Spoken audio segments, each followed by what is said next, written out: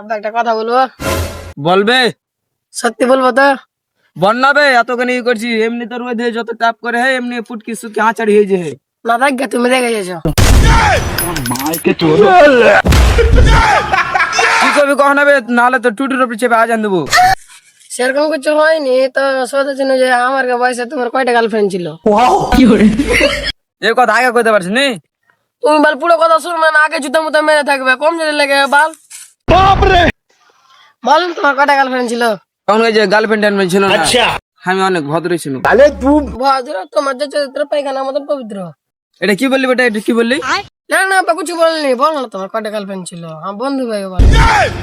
দেখ বেটা, তোকে বন্ধু ভেবে বলছি। তখন ওই যে কই গার্লফ্রেন্ড টার্লফ্রেন্ড ছিল, 3টা মাল ছিল। তোমাকে আমি তো এখন বন্ধুই ভাবছি, তো একটা কথা বলবো? হ্যাঁ তুই বন্ধু ভেবে বল না এখন।